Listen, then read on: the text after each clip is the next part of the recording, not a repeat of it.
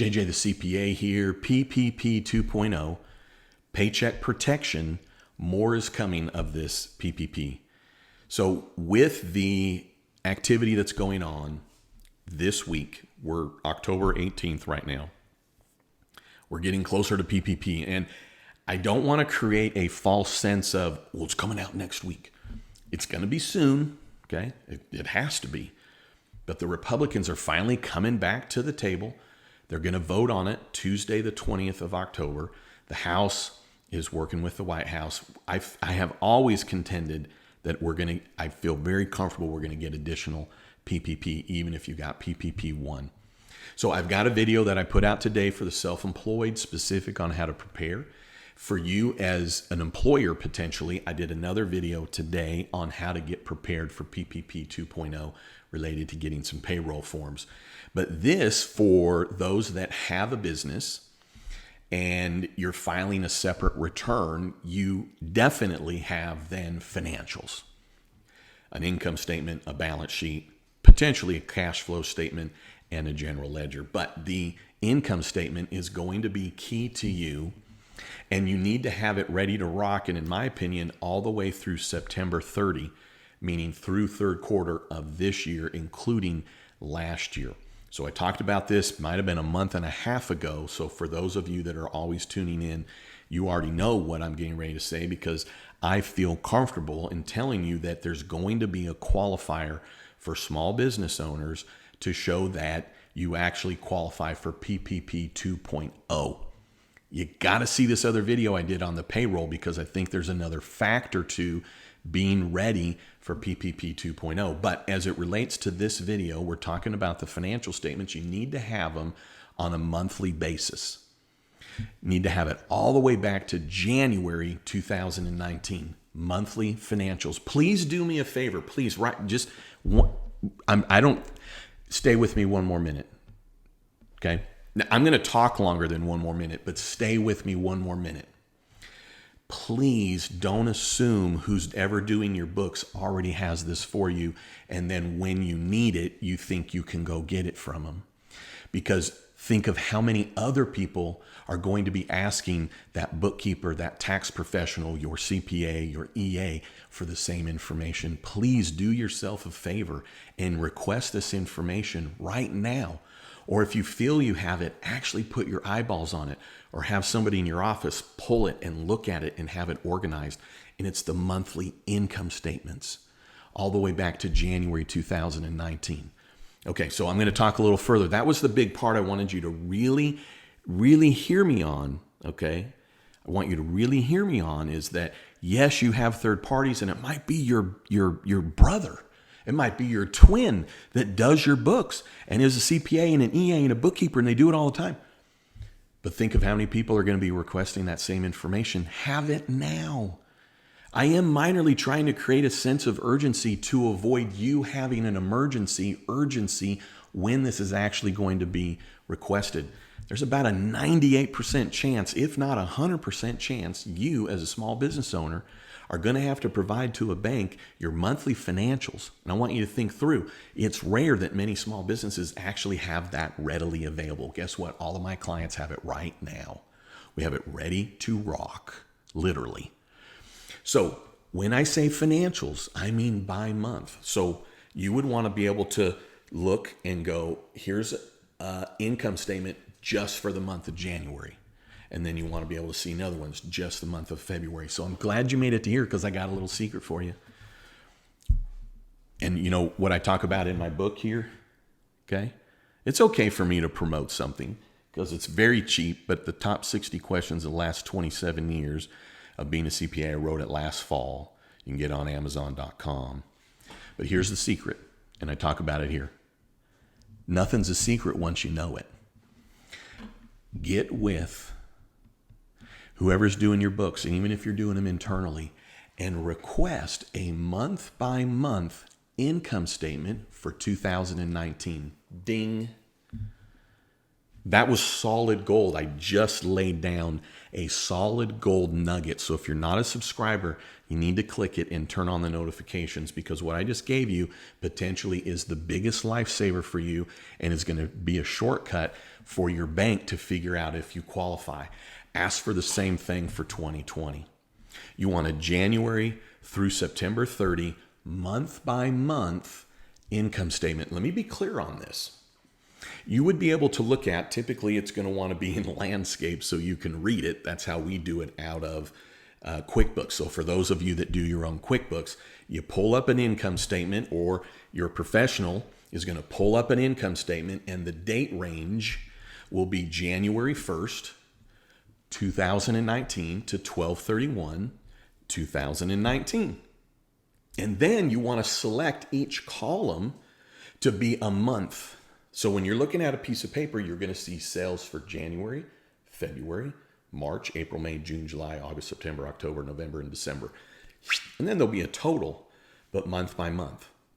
And actually, if you're using QuickBooks, you technically could do January 1, 2019. I'm over enunciating that so it really sinks in. We're talking all the way back to 2019. But a month by month income statement that's January 19 through September 2020. The month by month. Why? Well, we know out of the HEALS Act that actually never passed anywhere, but out of the HEALS Act, which also mirrors what's out of a tax credit that came out of the CARES Act, the ERC, but I don't want to talk about those things other than they mirrored a qualification to show that you've been affected by COVID, and it's a comparison. Now, right now, if you look at the HEALS Act, and if you're going to look back on that, there was a comparison of first quarter 2020 to first quarter 2019, or second quarter 2020 to second quarter 2019, but we're in October now. So I feel comfortable that there also could be the option for comparing third quarter 2020 to third quarter 2019. But hear me on this. Don't only have quarterly financials. Okay, so if you're like, oh, I already get quarterly financials and I'm looking at them all, that's awesome. And I'm happy that you have that information, but you need month by month. And here's why. In Oklahoma, there was a grant. And the 3 months that you were pulling information from was March, April, and May, which is not a traditional calendar quarter. So you need to have the month by month. And in fact, without going through all the details, in Oklahoma, there were 3 ways to qualify, but you had to know your month by month of revenue for that time period. It wasn't good enough to know what it was for the year. It wasn't good enough to know what it was for a calendar quarter. You had to know it each month. So I want you to think through, if you don't have your books caught up through September 30 by, within a week, they got to be caught up. If you don't have your stuff to your professional that's doing the books, get it to them, at least the bank statements, right? What is it that they need? Get them that, because they have to have a way to do income statement, which the key part here is not all the expenses as we understand it right now. What we're understanding is just based on the gross. Now, I want you to think of this, because I have a number of clients that even though we were shut down mid-March to, let's say, could be mid-May, maybe mid-June, many businesses, and you might be in the same set of circumstances, well, the work that you had done in December and January and February and maybe the first half of March, you were collecting while your business was closed. So technically, if you look at while your business is closed, your numbers may not be down. Now, if you're a restaurant and you're closed and you weren't bringing any revenue, of course they were down. But if you're now looking and you're going, well, shoot, we collected money while we were closed. And now you're looking and you're like, but really for us, and this is a number of my clients, June and July and August were in the dumps. You need to have this information available. As it stands today, October 18th, we don't know what the qualifications are going to be, but there's going to be a qualification that's related to you showing that you've been affected by the COVID disaster financially. Financially is on the gross. They're not going to look at the net, because anybody could manipulate the net. Now, you can manipulate anything, but the net could be manipulated much more easily. So it's not going to be based on the net income. None of those other credits are based on the net income. They're based on the gross. Because it'd be simple that, well, I paid out a big bonus or I bought a bunch of equipment or whatever the case is. So it's going to be based on the gross. You need to have your hands around that. Check out the other 2 videos that I did today. All you got to do is go to my channel, go to the videos, and they're in date order. If you just go to the videos, go to date order, you're going to see I talked about payroll. And if you're self-employed, I have a specific one related to payroll. Probably I've already mentioned this, but if you've made it to here, I'm confident that I provided some value to you. Yes, I'm giving you a sense of urgency, but I want you to be ready. That's why. In the first go around, as my channel was going up, I've been doing videos for 2 years. I started doing videos in May of 2018, doing a video every day. The videos that I did during the pandemic, I didn't have thumbs on them. I didn't have tags. There was nothing trying to get people to come and watch them. I was only doing them for my clients. So here's the key for you. When I do videos, they are for my clients. You get to partake and listen to them because they're on YouTube. So turn those notifications on. I'm not doing videos for hits. I'm not doing videos for views. I'm not doing videos to clickbait you. I'm doing videos, and every single one that I do, a client is watching it. And I have lots of clients.